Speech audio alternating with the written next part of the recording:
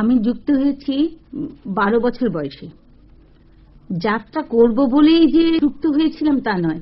আমাদের তখন যাদবপুরে আমরা থাকতাম, পালের বাজারে খুব যাত্রা হতো। আর বাড়িতে এসে আমি সেইগুলোর নকল করে করে বাবাকে দেখাতাম। আর বাবা বলতেন, তোর কপালে যাত্রা করাই আছে। পাকে চক্রে বাবার কথাটাই সত্যি হলো। আমি সত্যি সত্যিই যাত্রার অভিনেত্রী হয়ে গেলাম, যাত্রা শিল্পী হয়ে গেলাম।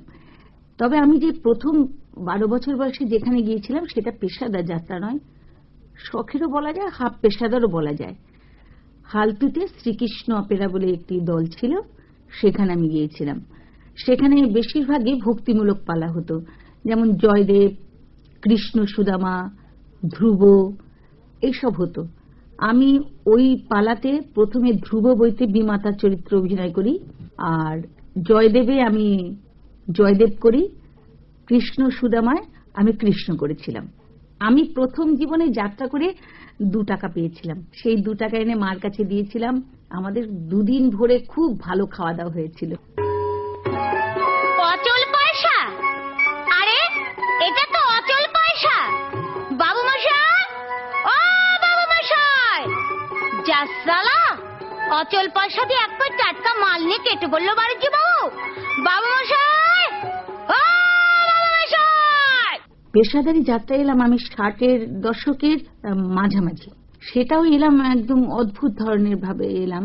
আমি যখন শ্রীকৃষ্ণ অপেরা যাত্রা করছি সেই সময় ওখানে বেহালা বাজাতে নিপেন চক্রবর্তী, আমি কাকু বলে ডাকতাম, নিপেন কাকু বলে। কাকু কি করে যেন আমার ভেতরে কি দেখলেন আমি জানি না, কাকু বললেন যে, বিনা তুই এই গণ্ডির মধ্যে পড়ে থাকবি, তুই নিজে জানিস না তুই কত ভালো অভিনয় করিস। আমাকে কি বলছেন কাকু?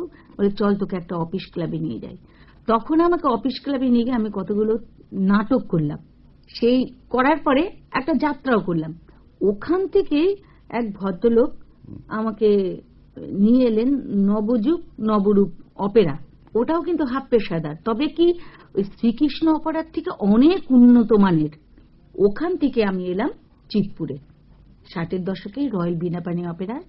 সে বিগ কাস্টিং একদম। ওদের ছিলেন মিহির ভট্টাচার্য সিনেমা আর্টিস্ট, রূপক মজুমদার, রবীন ব্যানার্জি, বিজন মুখার্জি, বেলা সরকার। ওখানে আমি তিনকড়ি ভট্টাচার্য দারুণ গান করতেন, ওইখানে আমি প্রথম এসে পড়ি। প্রথম পালা হচ্ছে, ওখানে ছিল বোবা কান্না, এক টুকরো রুটি, লাল রাজপথ, ঝড়ের দোলা। তখন যাত্রা জগতে 5-6টা করে পালা থাকতো। ডাকবো মেয়েটাকে? ওরে ও বিনি, এদিকে আয়, এদিকে আয়। গুরুর চোখে ছানা পড়া হয়ে গেল। তুমি? আপনি নাট্যাচার্য? প্রণাম কর না রে। কি নাম তোমার? আমার নাম বিনোদিনী দাসী। থিয়েটার আসতে চাও কেন? থিয়েটার আমার বড় ভালো লাগে। তাছাড়া আমার মনে হয় আমার মতো মেয়েদের একটাই নিরাপদ আশ্রয়। আর কখনো থিয়েটার করেছো তুমি? করেছি, সে তেমন কিছু নয়।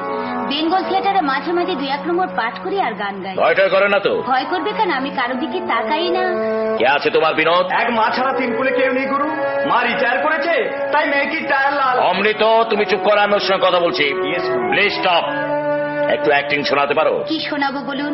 হ্যাঁ, হু, না, তাই খাবে, এইসবই আমার পাঠ।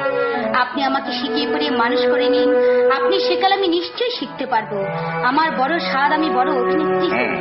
আমার মন বলছে আপনার হাতে বলে নিশ্চয়ই আমার স্বপ্ন সফল হবে। আমি তো 3টে ফিচার ফিল্ম করেছি।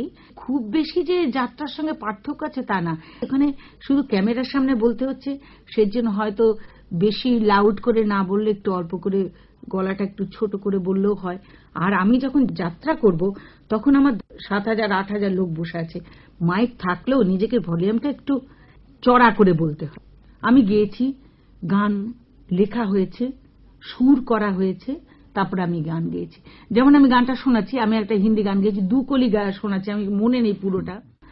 দিনওয়ানি রাম গেল গিহে সজনী তোর, দিনওয়ানি রাম গেল গিহে সজনী তোর, দিনওয়ানি রাম।